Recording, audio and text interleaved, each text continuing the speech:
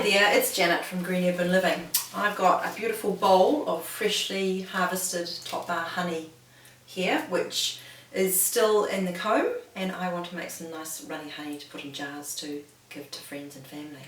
So I thought I'd make a very quick video and show you how I do it. It's very low tech, very easy, and I'm sure there's different ways of doing it, but this is just how I do it.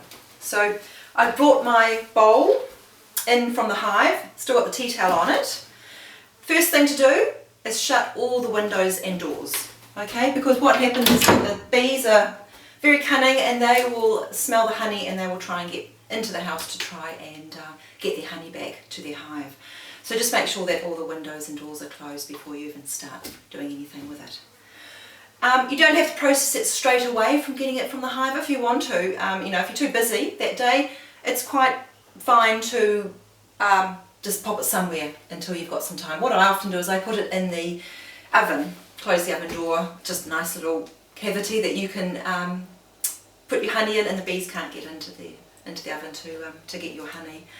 Sometimes when you've harvested your honey, you've found that some of the bees from the hive have got covered in the sticky honey and they're actually in here. They're still alive, but often they can't fly, they're crawling around because they're just covered in the honey.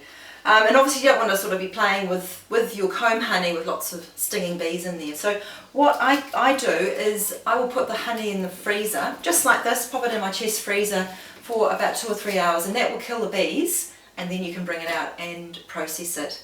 You'll find once you get better at harvesting the honey from the hive, you'll be able to brush the bees off a lot better and come in with no bees on the comb honey. So here I've got 2 lovely big combs of capped honey, which I'm going to process. So what I do is I just get my trusty knife and basically I just sort of cut it up like this and mash it up with the knife. And what that is doing is it's just releasing the little wax cap on top of each cell which contains the honey, so that it releases that runny honey into the bowl. If you've harvested some comb honey and it's got a little bit of perhaps some drone brood larvae on it, you obviously don't want to mush that up with your honey. So before you do this process, just cut out the drone brood and discard it. I give it to my chickens, they love it, they'll peck at all the larvae and eat it. So just continue doing this until most of the comb is a big sort of mushed up mess in the bottom of the bowl.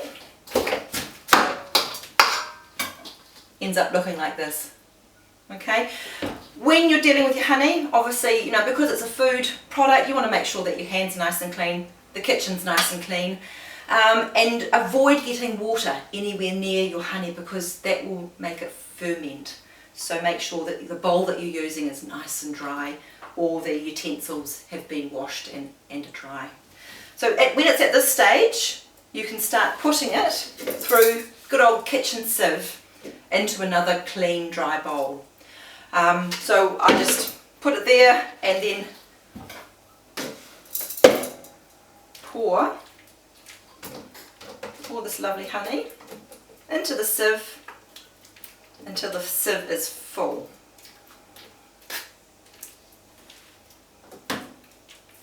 Sometimes if it's a really good harvest, I've got 2 or 3 sieves going at once. You can just sort of squash it down a wee bit more. Pop those little bits that escaped back in there.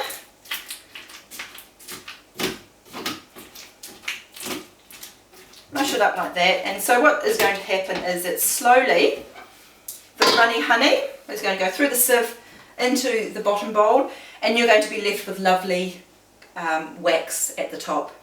Now depending on the temperature of the day, this can take an hour or it can take 3 or 4 hours. If it's really cold, what I do is I will turn on my oven to the lowest temperature, just so that the oven is just on. Pop it in the oven, close the door and leave it there for a couple of hours, and that gentle warmth of the oven will help the honey flow a lot better.